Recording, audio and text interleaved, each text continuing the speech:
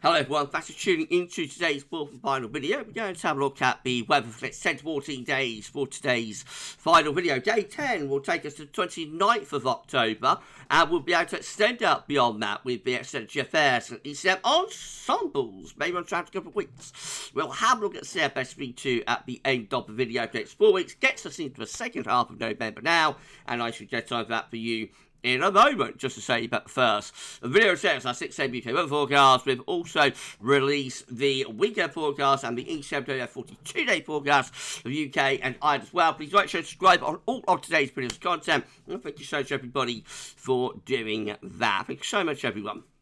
Right, before we start the video, just got a quick message to give everyone. So if you were a member of the UK Weather Watch community back in the day, it went offline a little while ago, and I can tell you though that the UK Weather Watch community is now back. I've been asked by lovely Nicola to put this out there for anybody who used to be a member of UK Weather Watch.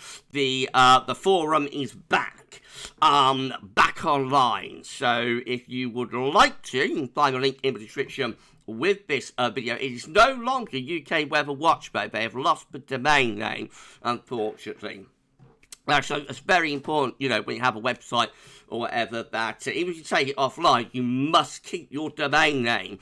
Otherwise, you're at risk of losing it and having to pay a lot of money to get it back. That's what I did with GavsWeatherVids.com. Gav kept control of the domain, GavsWeatherVids.com, and that's how I was able to bring that back earlier myself. Anyway, never mind about that. So the new domain name is weatherwatchonline/index.php. The link's in the description with the video, but it is the UK Weather Watch forum community, etc, etc, etc. So as I say, if you was a member of UK Weather Watch back in the day, I'm on the forum right now with this video. So if it looks familiar, if that's the community that you was a part of and you enjoy posting there, then you know, go and register and sign up. You will need to sign up, by the way. All the original accounts on that were lost when the original version went offline. But it's very simple to sign up, to register,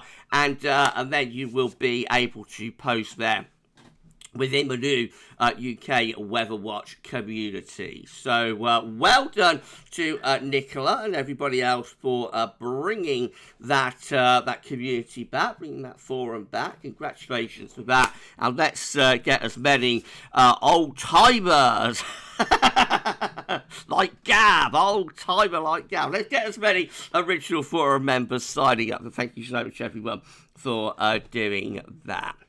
Right, okay, public service announcement done. Let's crack on with the video. We've got two interest areas in the tropical Atlantic. We have got, let's change the colour, hang on. We've got an orange X just here. We've got Tropical Storm Nadine now. Heading in towards central parts of America. Let's have a look at that.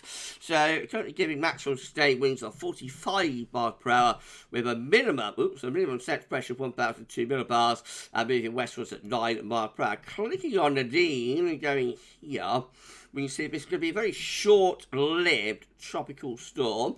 So current position is just there. We'll be moving inland and weaker as well. So be going post-tropical by the end of today.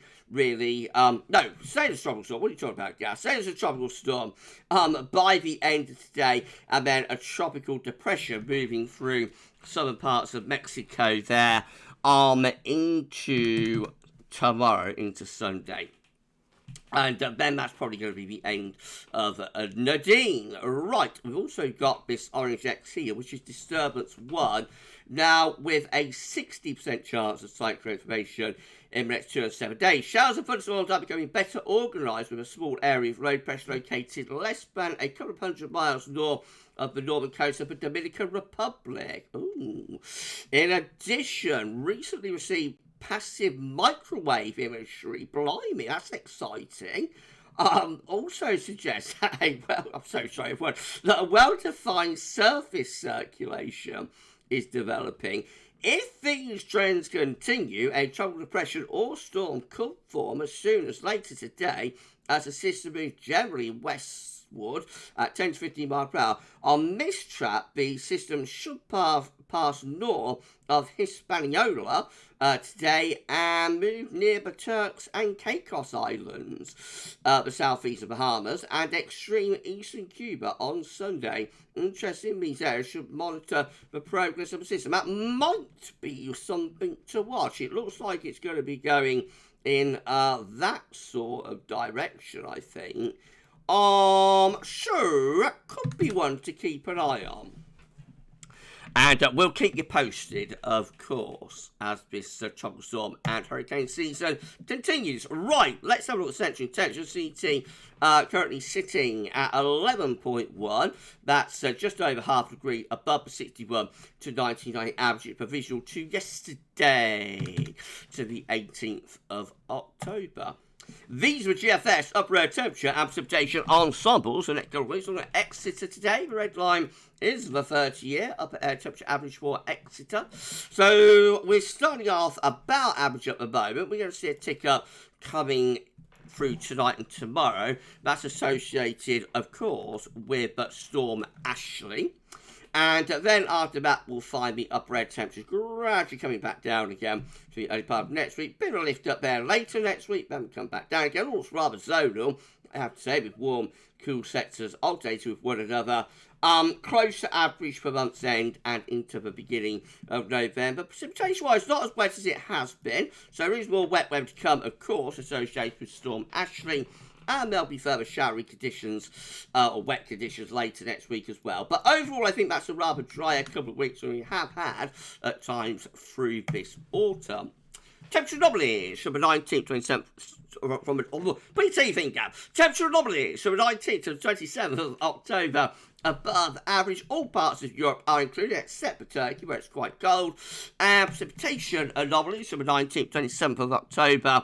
Most central areas driving average a little bit wetter than in the far southeast and in the extreme northwest of Scotland. The latest weather map from earth.nullschool.net shows that Storm Ashley is developing out in the Atlantic and will be going in that direction through tonight and tomorrow. Going to bring all places a spell of heavy rain through tonight and into tomorrow morning. And then we're watching for those winds. Again, there could be like 60, 70 mile an hour inland gusts across Scotland and Northern Ireland with 80 mile an hour gusts possible around Atlantic and Irish Sea coast. It's going to be wild, a wild time, courtesy of Ashley for the north tomorrow. Goodness gracious me, batten down the hatches.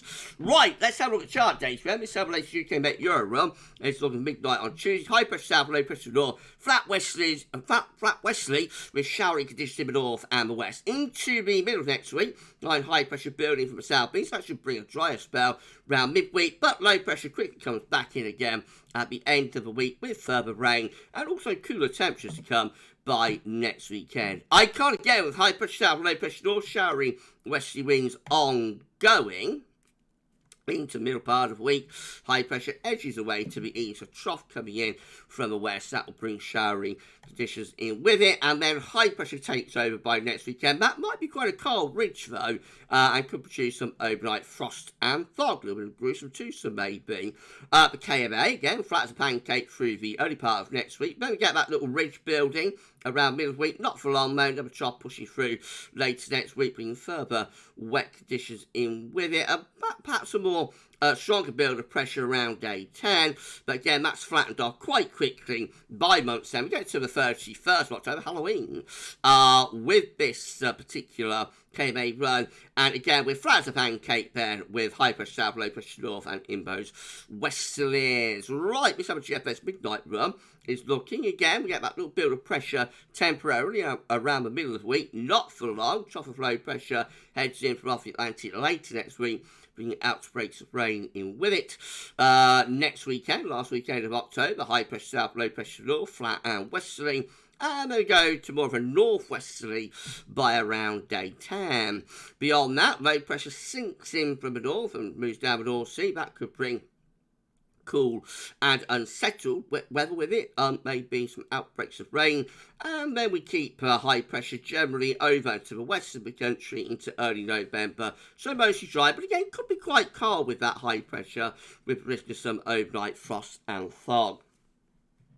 GFS 6 area, much of a muchness for Tuesday. Wednesday, Thursday, high pressure over into the eastern country, then low pressure coming in off the Atlantic. Thursday through to Friday, bring outbreaks of rain in with it, cool and quite unsettled through the weekend. On into next week, or the following week, we find around days 9 and 10, high pressure southwest, low pressure to the north, and we're sort of in westerly winds once again. Heading towards month's end, the pattern's maintained, low pressure to the north, high pressure to the south, and on it goes. Eventually we finish up pulling in some colder air from the north by the 4th of November. That's a very long way off though. If you're enjoying the video, please do like, share and subscribe. Make sure to everyone for doing that. Why not drop a comment and let us know what you think about this and all of our videos and content. And don't forget to tell your friends about GavsWeatherVids and get them to subscribe too. Thank you so much, everyone, for doing that. We need to put on around 35 subscribers, I think, to get ourselves to 18.9k. So if you could give us a sub, to your friends and family, subscribe, that'd be absolutely awesome. Thank you so much, everyone, for doing that. Thank you so much, everyone. Right, GEM, westerly winds into Tuesday, flat as a pancake.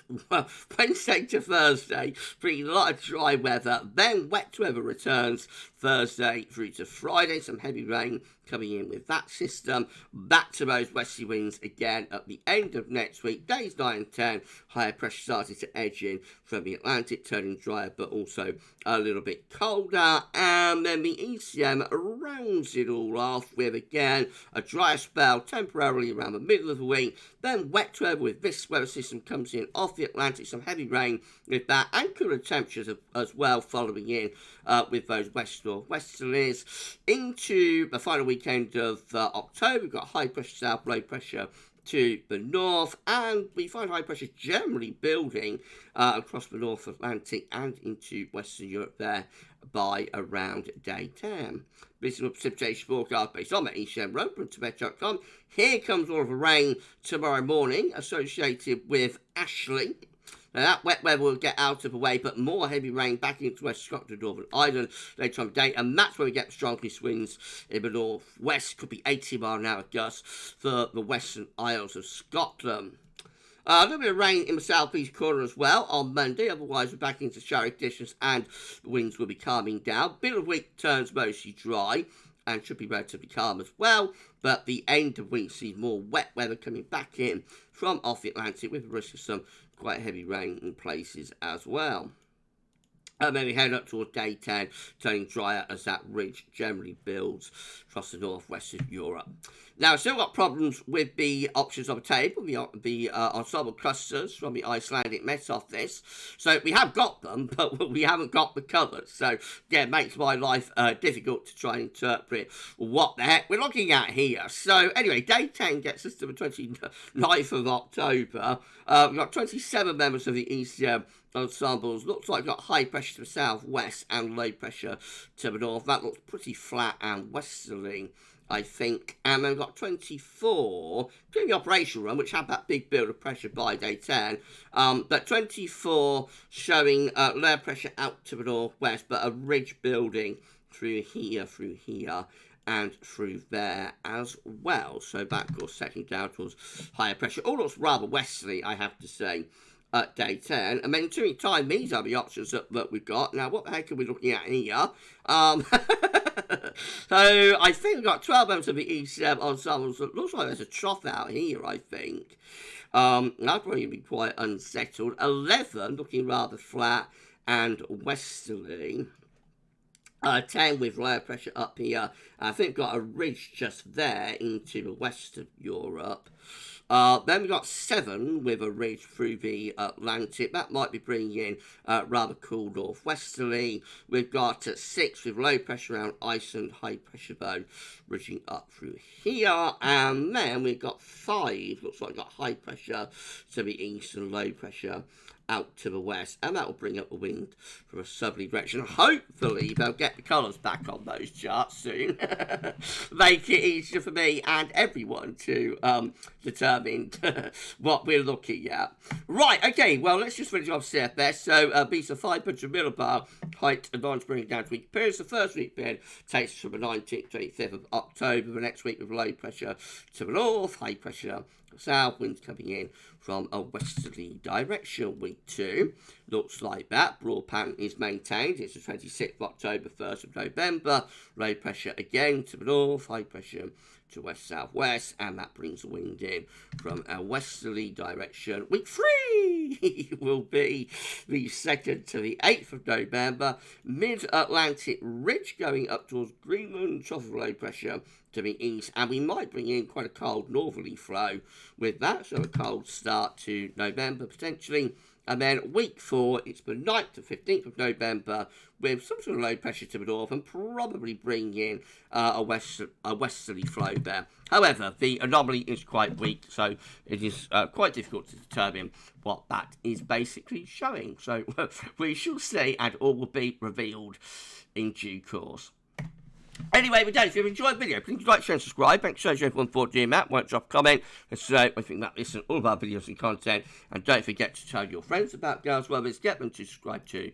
We thank you so much everyone for doing that. Right, just tell us happening on the channel tomorrow. We're going to have a 6 AM UK weather forecast. We've got our 8th winter 2024-25 update coming up for you tomorrow. That's going to be an absolute epic. I can't wait to get started on that later on today. Can record it and upload it, and that it'll be revealed at 10 AM. And that'll be live streaming either at 5:30 or 6 o'clock tomorrow evening. I'll let everybody know tomorrow what time live is going to be, but there will be a live stream discussing the 8th winter update and also doing a 10 to 14 day, and will include some long range from the CFS and from the Beijing Climate Centre in that live stream as well. Well, you enjoy the rest of your Saturday. I've got a lot of work to do with the 8th winter update, but you enjoy the rest of your Saturday, and I'll see you tomorrow for the live stream. But for this one, that's all for now, and thanks for watching.